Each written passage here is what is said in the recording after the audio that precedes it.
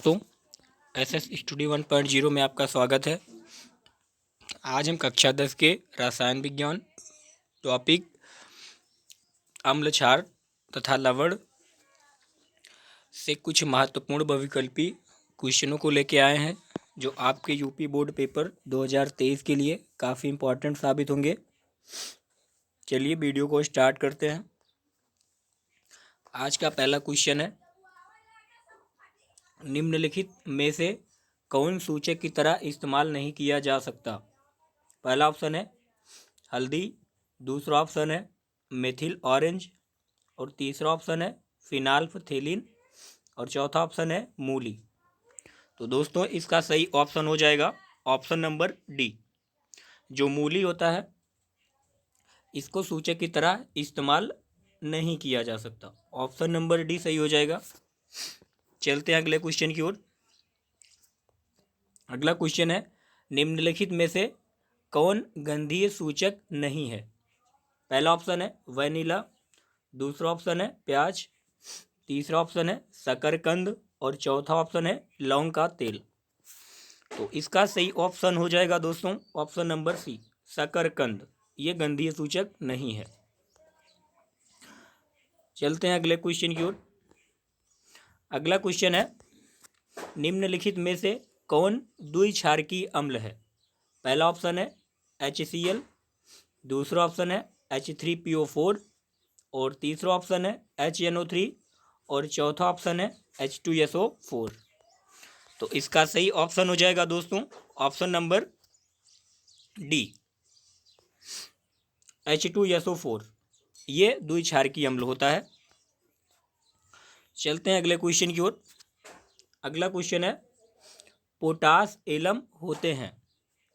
इसका पहला ऑप्शन है एक साधारण लवण, दूसरा ऑप्शन है एक मिश्रित लवण, और तीसरा ऑप्शन है एक अम्लीय लवण, और चौथा ऑप्शन है एक द्विक लवण।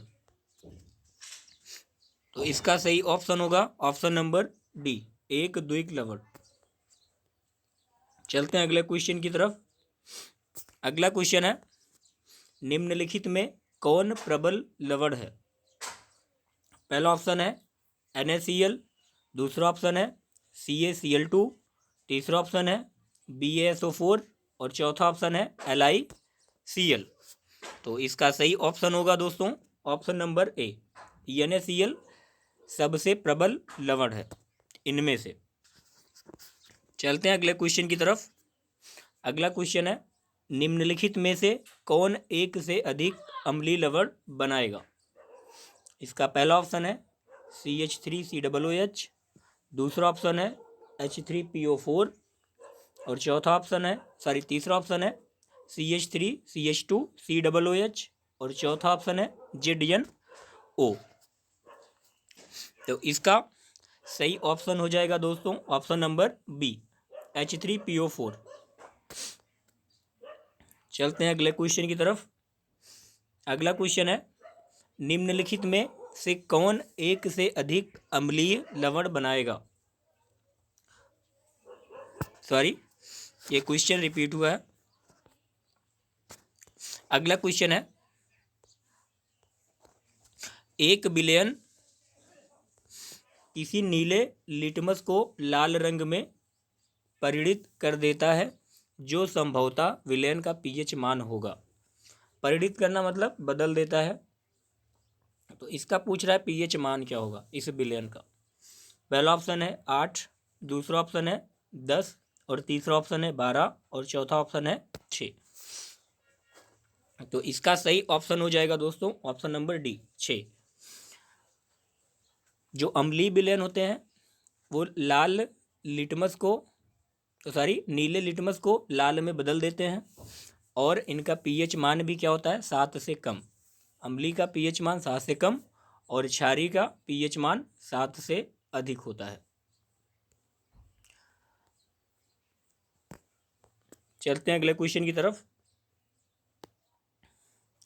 अगला क्वेश्चन है, निम्नलिखित में से कौन से धातु ठंडे जल से अभिक्रिया कर धातु के हाइड्रोक्साइड बनाएंगे। पहला ऑप्शन है सोडियम एवं पोटेशियम, दूसरा ऑप्शन है मैग्नीशियम एवं कैल्शियम, तीसरा ऑप्शन है सोडियम एवं कॉपर। चौथा ऑप्शन है इनमें से कोई नहीं। तो इसका सही ऑप्शन होगा दोस्तों ऑप्शन नंबर ए, सोडियम एवं पोटेशियम। चलते हैं अगले क्वेश्चन की तरफ। अगला क्वेश्चन है निम्नलिखित में किस विलयन का उपयोग दीवारों की सफेदी करने के लिए किया जाता है। इसका पहला ऑप्शन है पहला ऑप्शन है इसका CaHCO3 का टेकन ट्वाइस। दूसरा ऑप्शन है CaOH का टेकन ट्वाइस। और तीसरा ऑप्शन है NaOH। और चौथा ऑप्शन है NaHCO3। तो हमें पता है दोस्तों दीवारों की सफ़ेदी करने के लिए CaOH का टेकन ट्वाइस, जिसे बोलते हैं कैल्शियम हाइड्रोक्साइड, कैल्शियम हाइड्रोक्साइड का उपयोग किया जाता है। कैल्शियम हाइड्रोक्साइड का उपयोग किया जाता है। ऑप्शन नंबर 20 सही हो जाएगा 12 का। चलते हैं अगले क्वेश्चन की तरफ। अगला क्वेश्चन है निम्नलिखित में से कौन सा बुझा हुआ चूना है। पहला ऑप्शन है इसका CaO, जिसे कैल्शियम ऑक्साइड के नाम से जाना जाता है। दूसरा ऑप्शन है CaOH का टेकन ट्वाइस, जो कैल्शियम हाइड्रोक्साइड है। तीसरा ऑप्शन है CaCO3 कैल्शियम कार्बोनेट। और चौथा ऑप्शन है Ca, जिसे कैल्शियम के नाम से जानते हैं। तो इसका ऑप्शन हो जाएगा दोस्तों ऑप्शन नंबर ए, CaO। चलते हैं अगले क्वेश्चन की तरफ। अगला क्वेश्चन है लवण Na2CO3 का जलीय विलयन का pH मान है। पहला ऑप्शन है 7, दूसरा ऑप्शन है 7 से अधिक, तीसरा ऑप्शन है 7 से कम, और चौथा ऑप्शन है इनमें से कोई नहीं। तो इसका सही ऑप्शन होगा दोस्तों ऑप्शन नंबर ए, Na2CO3 का जलीय विलयन का pH मान होगा 7। चलते हैं अगले क्वेश्चन की तरफ। अगला क्वेश्चन है दोस्तों एसिटिक अम्ल का IUPAC नाम है। पहला ऑप्शन है एथेनोइक अम्ल, दूसरा ऑप्शन है मेथेनोइक अम्ल, और तीसरा ऑप्शन है प्रोपेनॉन, और चौथा ऑप्शन है इनमें से कोई नहीं। तो इसका सही ऑप्शन होगा दोस्तों ऑप्शन नंबर बी, मेथेनोइक अम्ल। अगला क्वेश्चन है निम्नलिखित में से कौन सा आयन लाल लिटमस को नीला कर देता है। पहला ऑप्शन है इसका H, जिसे हाइड्रोजन के नाम से जानते हैं। दूसरा है OH, जो हाइड्रोक्साइड होता है। तीसरा ऑप्शन है Cl-, और चौथा ऑप्शन है O2-। इसमें से दोस्तों जो OH है ये क्या करता है, लाल लिटमस को नीला कर देता है। तो ऑप्शन नंबर बी सही होगा इसका। चलते हैं अगले क्वेश्चन की तरफ। अगला क्वेश्चन है कोई विलयन नीले लिटमस पत्र को लाल कर देता है, इसका pH मान संभवतः होगा। पहला ऑप्शन दिया है 5, दूसरा ऑप्शन है 7, और तीसरा ऑप्शन है 8, और चौथा ऑप्शन है 10। तो हमें पता है दोस्तों नीले लिटमस पत्र को लाल कर देता है, तो ये क्या होगा, अम्ल होगा। तो अम्ल का जो pH मान होता है वो 7 से कम होता है।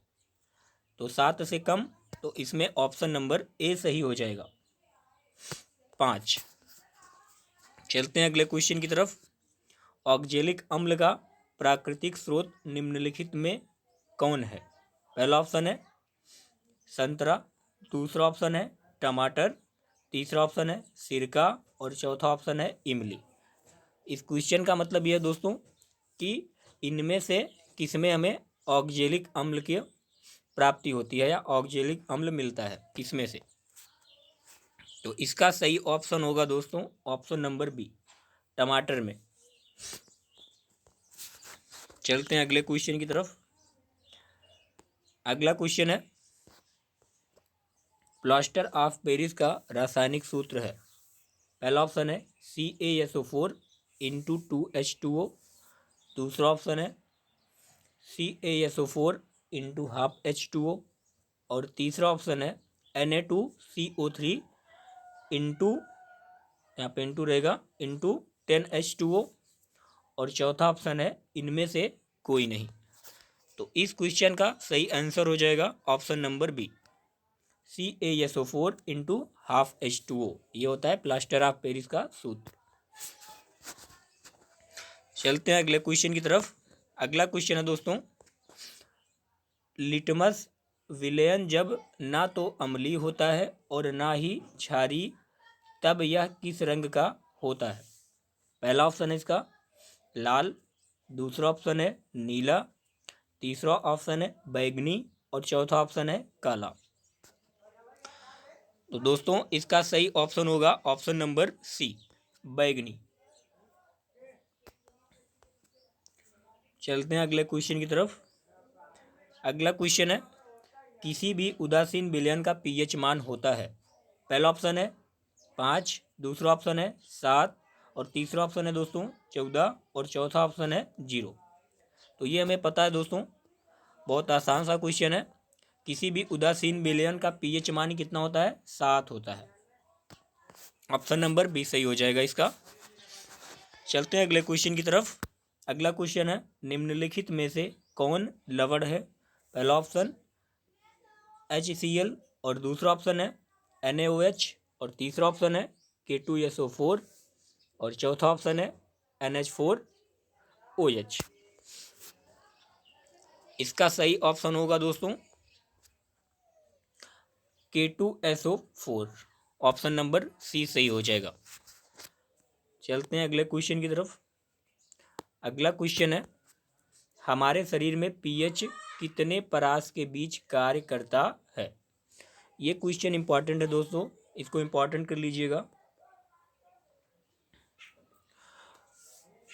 पहला ऑप्शन है इसका 6 से 6.8 के बीच, दूसरा ऑप्शन है 7 से 7.8 के बीच, और तीसरा ऑप्शन है 2.1 से 3.8 के बीच, और चौथा ऑप्शन है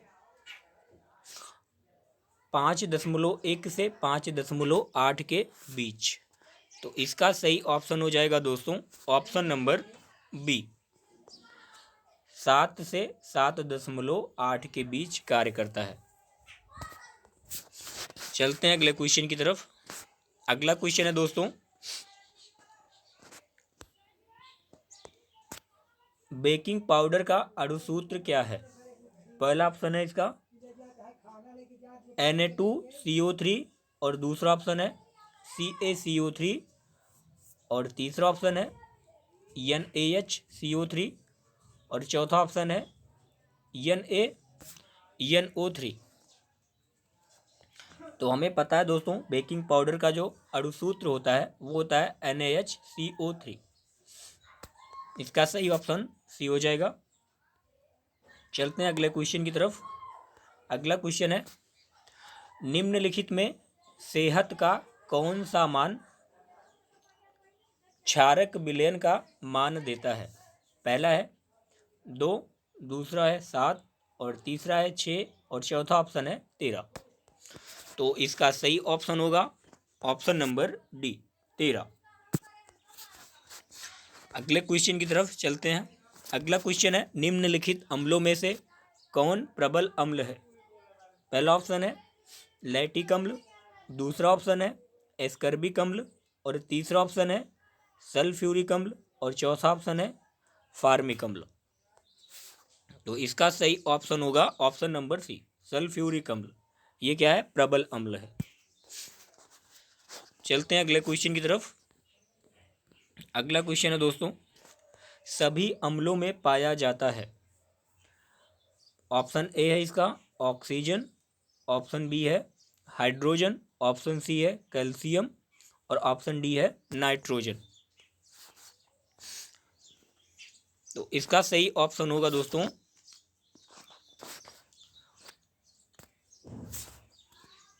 ऑप्शन नंबर बी, सभी अम्लों में हाइड्रोजन पाया जाता है। चलते हैं अगले क्वेश्चन की तरफ। अगला क्वेश्चन है हाइड्रोजन युक्त सभी यौगिक होते हैं। तो पहला ऑप्शन है इसका अम्लीय, दूसरा ऑप्शन है क्षारीय और तीसरा ऑप्शन है अम्लीय क्षारीय दोनों और चौथा ऑप्शन है इनमें से कोई नहीं। इस क्वेश्चन का कहने का मतलब यह है दोस्तों, जिस यौगिक में हाइड्रोजन होते हैं वो कैसे होती है, उनकी प्रकृति अम्लीय होती है कि क्षारीय होती है कि अम्लीय और क्षारीय दोनों होती है या इनमें से कोई नहीं। तो इसका सही ऑप्शन होगा दोस्तों ऑप्शन नंबर ए। जिसमें हाइड्रोजन होते हैं उनकी प्रकृति क्या होती है, उन यौगिकों की प्रकृति अम्लीय होती है। तो ऑप्शन नंबर ए सही हो जाएगा। और अम्लीय का अगर पीएच मान पूछा जाए तो पीएच मान क्या होता है दोस्तों, 7 से कम, और क्षारीय का पीएच मान 7 से अधिक। इसको नोट कर लीजिएगा। चलते हैं अगले क्वेश्चन की तरफ। अगला क्वेश्चन है पीएच में पी सूचक है। पहला है पुषांश, दूसरा ऑप्शन है पावर और दूसरा ऑप्शन है पुषांश और पावर दोनों और चौथा ऑप्शन है इनमें से कोई नहीं। तो इसका सही ऑप्शन होगा दोस्तों ऑप्शन नंबर ए पुषांश।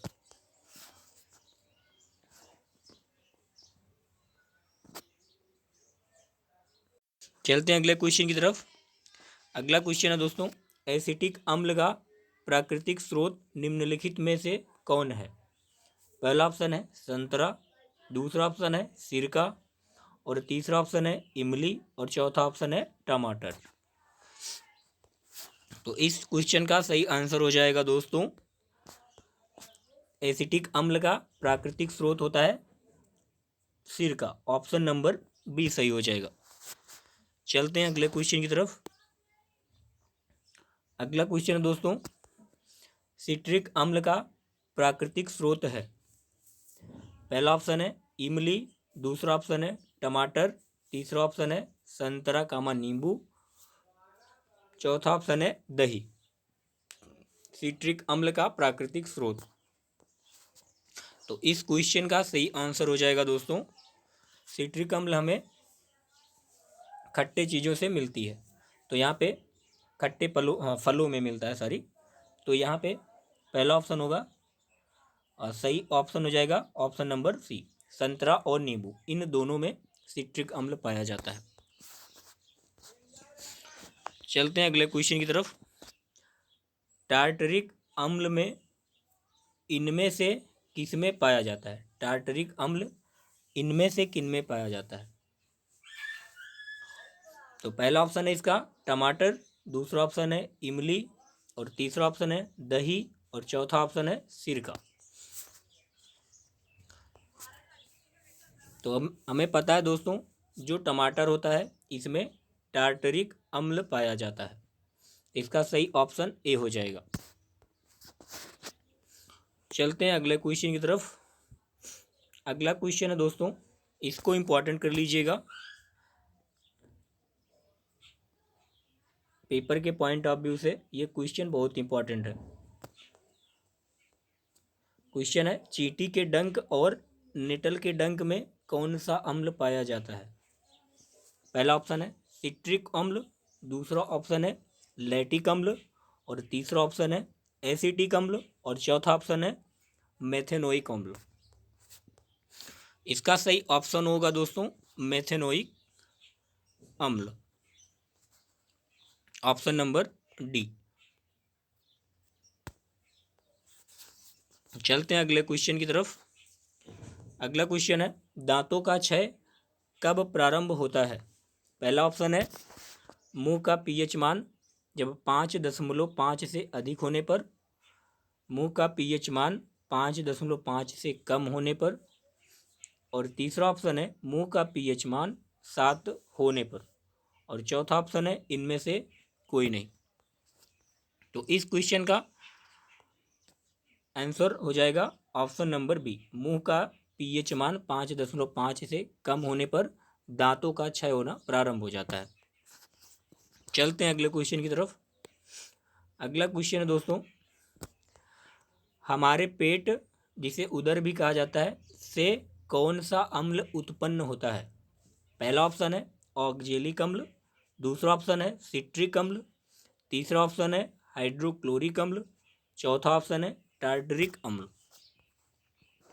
तो इस क्वेश्चन का सही आंसर हो जाएगा हाइड्रोक्लोरिक अम्ल। हमारे पेट से कौन सा अम्ल उत्पन्न होता है दोस्तों? हाइड्रोक्लोरिक अम्ल, जिसे HCl कहते हैं। चलते हैं अगले क्वेश्चन की तरफ। अगला क्वेश्चन है दोस्तों, हाइड्रोक्लोरिक अम्ल एवं सोडियम हाइड्रोक्साइड के विलयन की अभिक्रिया से उत्पन्न लवण को क्या कहते हैं? पहला ऑप्शन है हाइड्रोजन क्लोराइड, दूसरा ऑप्शन है सोडियम क्लोराइड, और तीसरा ऑप्शन है हाइड्रो ऑक्साइड, और चौथा ऑप्शन है इनमें से कोई नहीं। तो इस क्वेश्चन का सही आंसर हो जाएगा option number B, sodium chloride. चलते हैं अगले क्वेश्चन की तरफ दोस्तों। अगला क्वेश्चन भी बहुत इंपॉर्टेंट है दोस्तों, ये वाला, इसको इंपॉर्टेंट कर लीजिएगा इसको भी। जल की अस्थायी कठोरता को हटाने के लिए किसका उपयोग किया जाता है? जल की अस्थायी कठोरता को हटाने के लिए किसका उपयोग किया जाता है? पहला ऑप्शन है बेकिंग सोडा, दूसरा ऑप्शन है धोने का सोडा, और तीसरा ऑप्शन है व्यंजक चूर्ण, और चौथा ऑप्शन है इनमें से कोई नहीं। तो दोस्तों, जल की अस्थायी कठोरता को दूर करने के लिए धोने के सोडे का उपयोग किया जाता है। ऑप्शन नंबर बी सही हो जाएगा। चलते हैं अगले क्वेश्चन की तरफ। अगला क्वेश्चन है, सोडा अम्ल अग्निशामक में किसका उपयोग किया जाता है? इसका पहला ऑप्शन है सोडियम कार्बोनेट, दूसरा ऑप्शन है कैल्शियम कार्बोनेट, और तीसरा ऑप्शन है सोडियम हाइड्रोजन कार्बोनेट, और चौथा ऑप्शन है कैल्शियम बाइकार्बोनेट। तो इस क्वेश्चन का सही आंसर होगा option number C, sodium hydrogen carbonate, जिसे NaHCO3 के नाम से जाना जाता है। ठीक है दोस्तों, चलते हैं अगले क्वेश्चन की तरफ। आज के थे ये कुछ महत्वपूर्ण क्वेश्चन जो आपके यूपी बोर्ड पेपर के लिए बहुत इम्पॉर्टेंट साबित होंगे, और आशा करते हैं कि ये वीडियो आपको पसंद आया होगा। इसी तरह के और वीडियो को देखने के लिए चैनल को सब्सक्राइब करके रख लें। मिलते हैं फिर किसी नेक्स्ट वीडियो में। नमस्कार।